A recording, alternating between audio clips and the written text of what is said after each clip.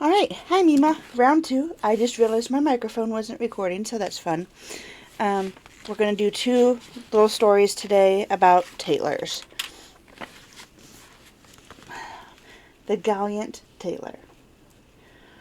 One summer morning, a little tailor was sitting on his board near the window, and working cheerfully with all his might, when an old woman came down the street crying, "Good jelly to sell, good jelly to sell." The cry sounded pleasant in the little tailor's ears, so he put his head out of the window and called out, "Here, my good woman, come here if you want a customer." So the poor woman climbed the steps with her heavy basket, and was obliged to unpack and display all her pots to the tailor. He looked at every one of them, and lifting all the lids, applied his nose to each, and said at last, "The jelly seems pretty good. You may weigh me out 4 half-ounces, or I don't mind having 1/4 pound." The woman, who had expected to find a good customer, gave him what he asked for, but went off angry and grumbling. "This jelly is the very thing for me," cried the little tailor. "It will give me strength and cunning." And he took down the bread from the cupboard and cut a whole round of the loaf, and spread the jelly on it, laid it near him, and went on stitching more gallantly than ever. All the while, the scent of the sweet jelly was spreading throughout the room, where there were quantities of flies who were attracted by it, and flew to partake. "All right, then. Now then, who asked you to come?" said the tailor, and drove the unbidden guests away. But the flies, not understanding his language, were not to be got rid of like that, and returned in larger numbers than before. Then the tailor, not being able to stand it any longer, took from his chimney corner a ragged cloth, and saying, "Now, I'll let you have it," beat it among them unmercifully. When he seized and counted the slain, he found 7 lying dead before him. "This is indeed somewhat," he said, wondering at his own gallantry. "The whole town should know this. The whole town shall know that he killed 7 flies. Small victories." So he hastened to cut out a belt, and he stitched it and put it on in large capitals, "7 at one blow." "The town, did I say?" said the little tailor. "The whole world shall know it." And his heart quivered with joy, like a lamb's tail. The tailor fastened the belt round him, and began to think of going out into the world, for his workshop seemed too small for his worship. Okay, so he looked about in all the house for something that would be useful to take with him, but he found nothing but an old cheese, which he put in his pocket. Outside the door he noticed that a bird had got caught in the bushes, so he took that and put it in his pocket with the cheese. He put the bird in his pocket. What is this story? Then he set out gallantly on his way, and as he was light and active, he felt no fatigue. The way led over a mountain, and when he reached the topmost peak, he saw a terrible giant sitting there, and looking about him at his ease. The tailor went bravely up to him, called out to him, and said, "Comrade, good day. There you sit, looking over the wide world. I am on the way thither to seek my fortune. Have you a fancy to go with me?" The giant looked at the tailor contemptuously, and said, "You little rascal, you miserable fellow." "That may be," answered the little tailor, and undoing his coat he showed the giant his belt. "You can read there whether I am a man or not."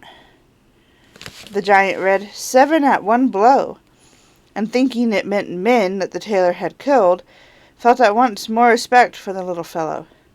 But as he wanted to prove him, he took up a stone and squeezed it so hard that water came out of it. "Now, you can do that," said the giant, "that is, if you have the strength for it." "That's not much," said the little tailor. "I call that play,"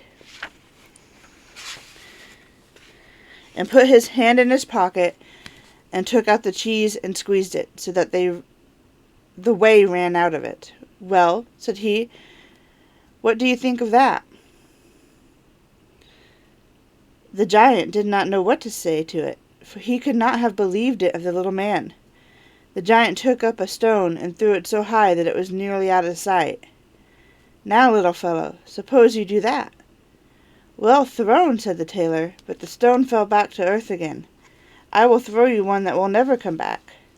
So he felt in his pocket, took out the bird, and threw it into the air. And the bird, when it found itself at liberty, took wing, flew off, and returned no more. "What do you think of that, comrade?" asked the tailor. "There is no doubt that you can throw," said the giant, "but we will see if you can carry."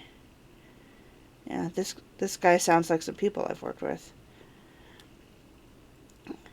He led the little tailor to a mighty oak tree which had been felled, and was lying on the ground, and said, "Now, if you are strong enough, help me carry this tree out of the wood." "Willingly," answered the little man. "You take the trunk on your shoulders, and I will take the branches with all their foliage, that which is most difficult." So the giant took the trunk on his shoulders, and the tailor seated himself on a branch, and the giant, who could not see what he was doing, had the whole tree to carry, and the little man on it as well. And the little man was very cheerful and merry, and whistled the tune, "There were 3 tailors riding by," as if carrying the tree was mere child's play. The giant, when he had struggled on under his heavy load a part of the way, was tired out, and cried, "Look here, I must let go of the tree." The tailor jumped off quickly, and taking hold of the tree with both arms as if he were carrying it, said to the giant, "You see, you can't carry the tree, though you are such a big fellow." They went on together a little farther, and presently they came to a cherry tree, and the giant took hold of the topmost branches, where the ripest fruit hung, and pulling them downwards, gave them to the tailor to hold, bidding him eat. But the little tailor was much too weak to hold the tree, and as the giant let go, the tree sprang back, and the tailor was caught up into the air. And when he dropped down again without any damage, the giant said to him, "How is this? Haven't you the strength enough to hold such a weak sprig as that?" "It is not strength that is lacking," answered the little tailor. "How should it be to one who has slain 7 at one blow? I just jumped over the tree because the hunters are shooting down there in the bushes. You jump it too if you can." Oh my gosh. Alright, the giant made the attempt, and not being able to vault the tree, he remained hanging in the branches, so that once more the little tailor got the better of him. Then said the giant, "As you are such a gallant fellow, suppose you come with me to our den, and stay the night." The tailor was quite willing, and he followed him. When they reached the den, there sat some other giants by the fire, and each had a roasted sheep in his hand, and was eating it. The little tailor looked round and thought, "There is more elbow room here than in my workshop." And the giant showed him a bed, and told him he had better lie down upon it and go to sleep. The bed was, however, too big for the tailor, so he did not stay in it, but crept into a corner to sleep. As soon as it was midnight, the giant got up, took a great staff of iron, and beat the bed through with one stroke, and supposed he had made an end of that grasshopper of a tailor.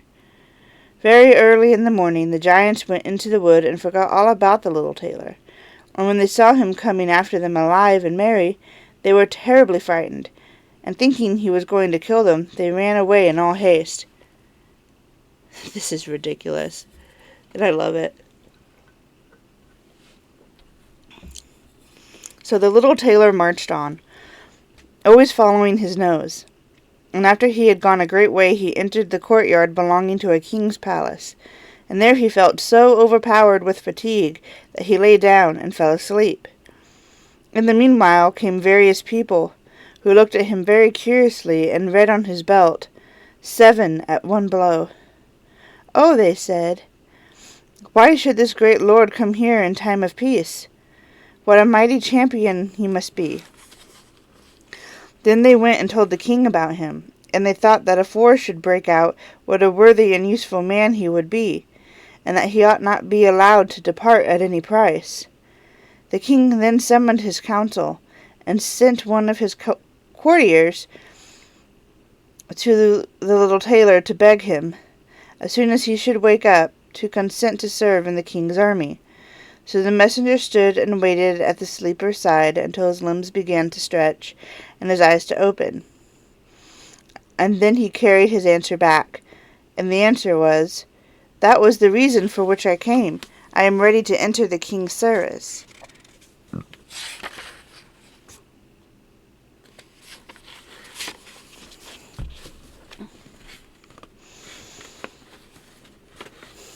I cannot wait to see how this ends. So he was received into it very honorably, and a separate dwelling set apart for him. But the rest of the soldiers were very much set against the little tailor, and they wished him 1,000 miles away. "What shall be done about it?" they said among themselves.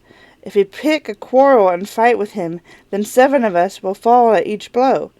That will be of no good to us." So they came to a resolution, and went all together to the king to ask for their discharge. "We never intended," they say, "to serve with a man who kills 7 at a blow." I mean, facts.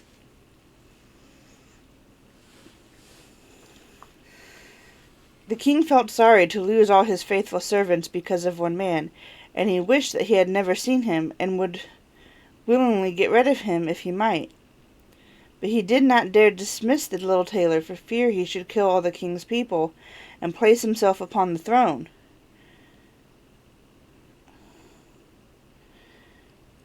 That's a heavy assumption. He thought a long while about it, and at last made up his mind what to do. He sent for the little tailor, and told him that he was so great a warrior he had a proposal to make him.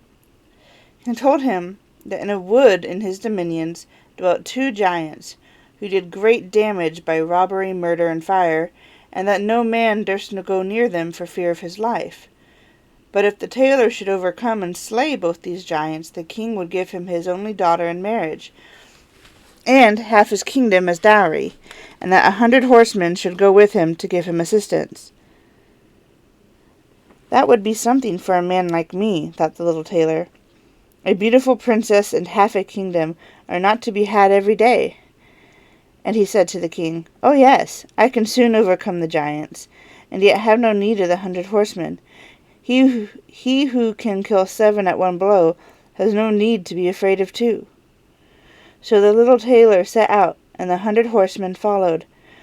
When he came to the border of the wood, he said to his escort, "Stay here while I go to attack the giants." Then he sprang into the wood, and looked about him right and left. After a while he caught sight of the two giants. They were lying down under a tree asleep, and snoring so that all the branches shook. The little tailor, all alive, filled both his pockets with stones, and climbed up into the tree, and made his way to an overhanging bough,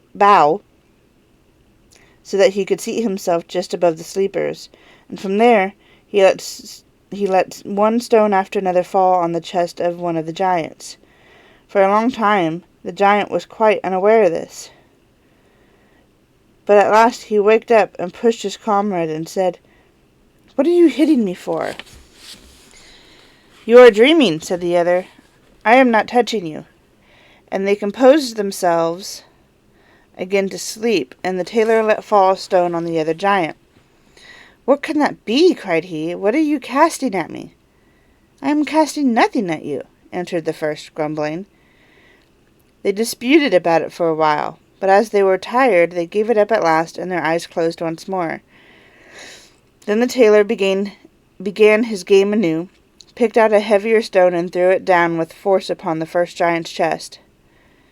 "This is too much," cried he, and sprang up like a madman, and struck his companion with such a blow that the tree shook above them.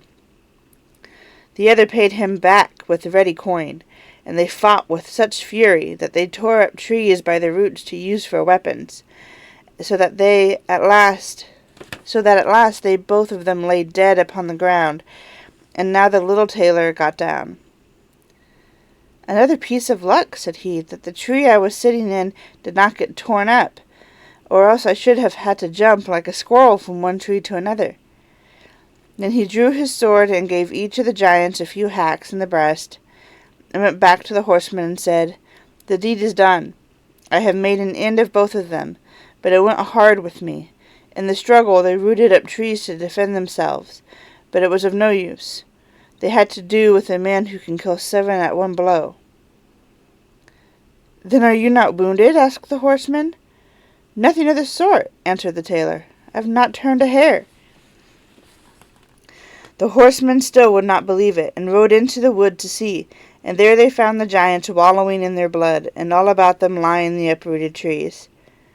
The little tailor then claimed the promised boon, but the king repented him of his offer, and he sought again how to rid himself of the hero. "Before you can possess my daughter and the half of my kingdom," he said to the tailor, "you must perform another heroic act. In the wood lies a unicorn who does great damage. You must secure him." Okay, well that's a little different than killing, so, I think I have an eyelash there. "A unicorn does not strike more terror into me than 2 giants. 7 at one blow, that is my way," was the tailor's answer. So taking a rope and an axe with him, he went out into the wood, and told those who were ordered to attend him to wait outside. He had not far to seek. The unicorn soon came out and sprang at him, as if he would make an end of him without delay. "Softly, softly," said he, "most haste, worse speed," and remained standing until the animal came quite near. Then he slipped quietly behind a tree.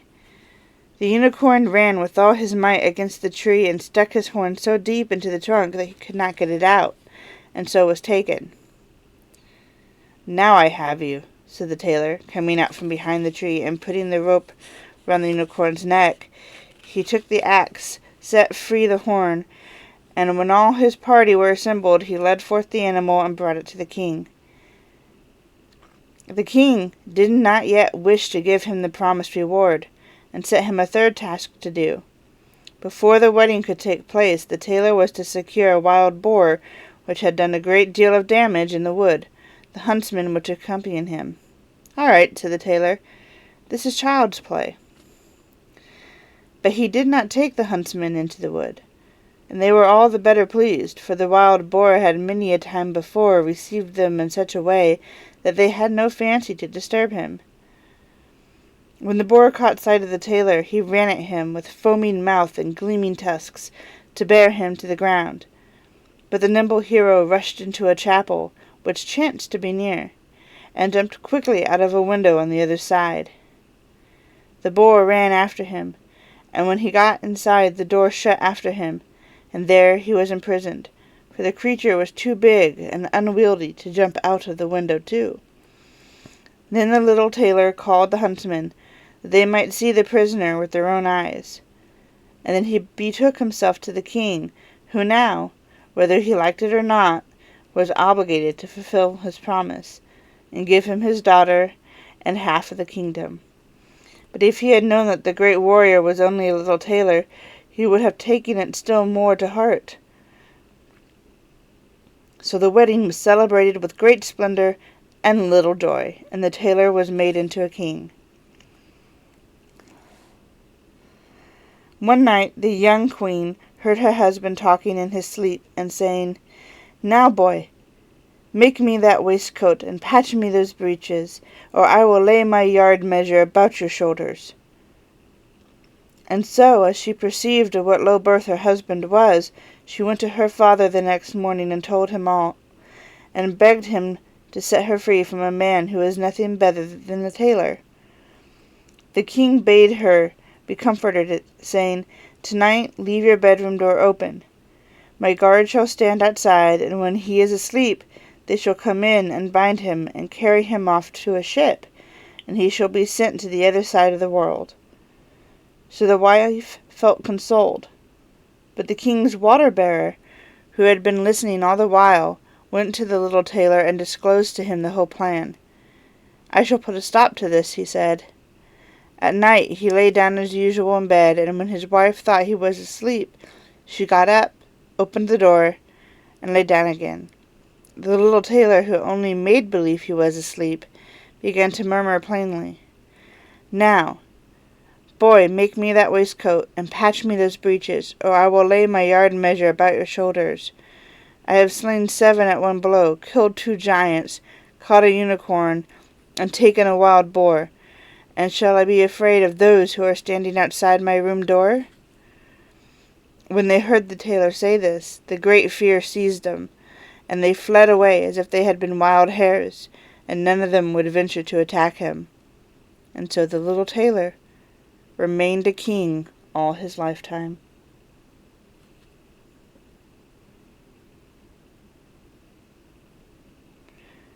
Well, that sucks.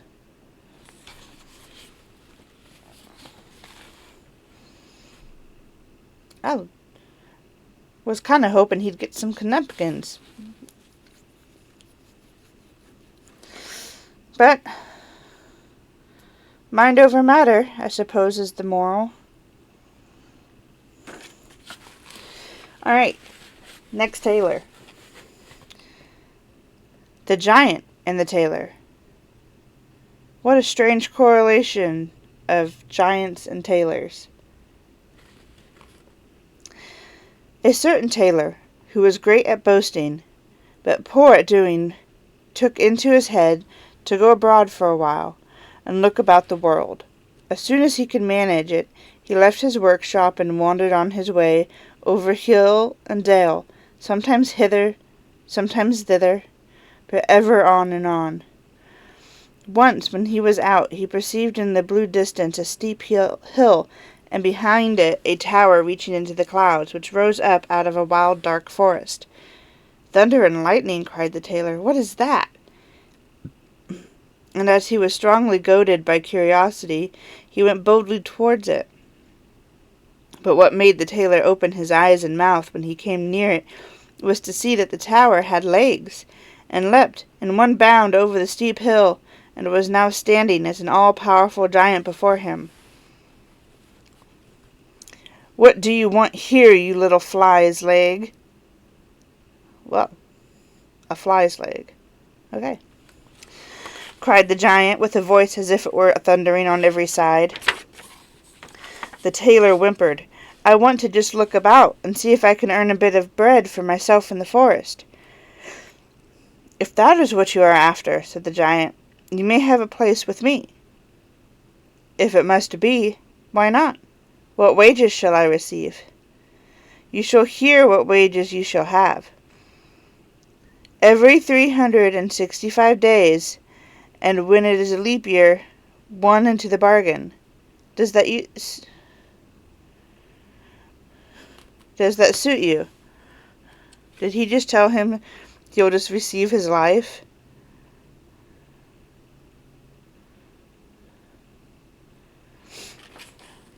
"All right," replied the tailor, and thought in his own mind, "A man must cut his coat according to his cloth, and I will try to get away as fast as I can."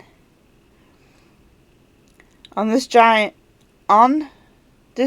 said to him, "Go, little ragamuffin, and fetch me a jug of water." "Had I not better bring the well itself at once, and the spring too?" asked the boaster, and went with the pitcher to the water. "What? The well and the spring too?" growled the giant in his beard, for he was rather clownish and stupid, and began to be afraid. "That knave is not a fool. He has a wizard in his body. Be on your guard, O Hans. This has no serving man for you." Okay, so now he thinks the man is a wizard. When the tailor had brought the water, the giant bade him go into the forest and cut a couple of blocks of wood and bring them back. "Why not the whole forest at once, with one stroke? The whole forest, young and old, with all that is there, both rough and smooth?" asked the little tailor, and went to cut wood. "What? The whole forest, young and old, with all that is there, both rough and smooth, and the well and its spring too?" growled the credulous giant in his beard, and was still more terrified. "The knave can do much more than bake apples, and has a wizard in his body. Be on your guard, old Hans. This is no serving man for you." When the tailor had brought the wood, the giant commanded him to shoot 2 or 3 wild boars for supper. "Why not rather 1,000 at one shot, and bring them all here?" inquired the ostentatious tailor. "What?" cried the timid giant in great terror. "Let Will alone tonight, and lie down to rest." The giant was so terribly alarmed that he could not close an eye all night for thinking what would be best way to get rid of this accursed sorcerer of a servant. Time brings counsel. Next morning the giant and the tailor went to a marsh, round which stood a number of willow trees. Then said the giant, "Hark you, tailor, seat yourself on one of the willow branches. I long of all things to see if you are big enough to bend it down." All at once the tailor was sitting on it, holding his breath, and making himself so heavy that the bough went down. When, however, he was compelled to draw breath, it hurried him, for unfortunately he had not put his goose in his pocket. What? So high into the air that he never was seen again, and this to the great delight of the giant. If the tailor has not fallen down again, he must still be hovering about in the air. So what? Okay, well, those were interesting. Those were our tailor fairy tales. I'm sure that we'll find more tailors. Why are they picking on tailors? I have so many questions. Alright, Mima, I hope you enjoyed our second fairy tale reading. And that will be the end of that. Until next time. Love you.